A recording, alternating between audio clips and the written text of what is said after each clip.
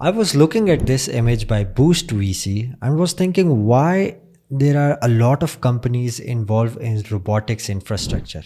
After searching and after working on certain projects, I came to understand that this is going to be what the future robotics development is going to be. And as a robotics engineer, this is very important to understand. So I will be explaining in 4 steps how the future robotics development is going to happen, and companies from this image are going to help us develop the infrastructure around a robotics application.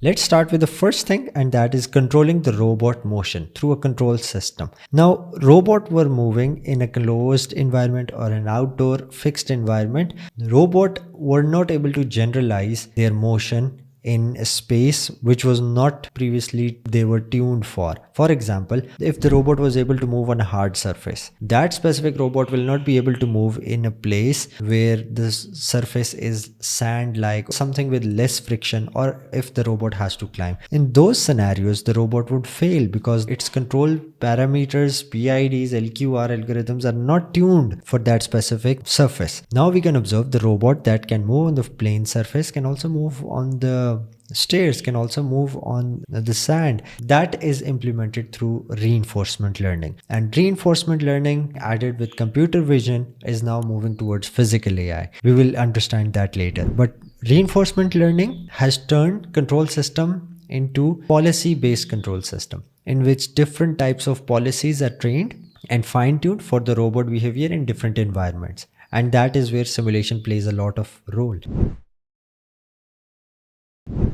One robot is now designed to perform multiple tasks at a specific environment. For example, humanoid robots, they are designed for such applications to perform multiple tasks in their capacity, like picking up the objects, performing the factory works, cleaning the space. All of these things, that humanoid robot body like human is designed for that purpose. They are taking perception from the sensors of camera, lidar and related sensors installed in them, and they are performing multiple tasks. Now they are optimizing to perform longer tasks, 20-hour shifts, so they can completely replace humans in the factories. But the main purpose of the future development of robotics is in that direction. So robotic arms were previously moving to pick up an object and place them, and in industrial applications they were very hard coding things, QR code used. So the robot goes to that specific location of hard coding thing. Before picking, a grasp pose was detected. After grasping, picking and placing things. But now things are moving towards intelligent grasping. So the robot can make better decision of what grasping angle with the intelligent AI models, what is going to be the material of the object, what is going to be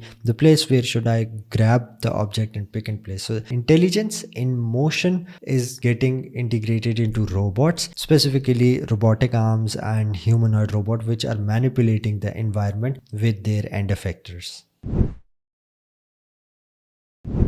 Previously in robotics, we were having simulations. Before starting building the robot, we were testing features in simulation. But now simulation is doing a lot more than testing a feature. It is actually generating robot learning, robot policy understanding in different environments. For example, of the control system, we can train robot inside of the simulation to move on the sand, to climb up, to walk on the stairs, and implement onto the real robot. This is known as sim to real, and also there is an inverse of real to sim. This kind of learning, shifting from simulation to real robot, is actually now implemented and deployed on real robots with some tuning. And now with very advanced simulators like NVIDIA Isaac Sim, Isaac Lab, Brax, Mujuko, they are providing parallelized environments to train faster, obviously on a very big requirement of the computation, but they are now solving the gap of simulated data, synthetic data, which is making simulations very important in actual robotics deployment.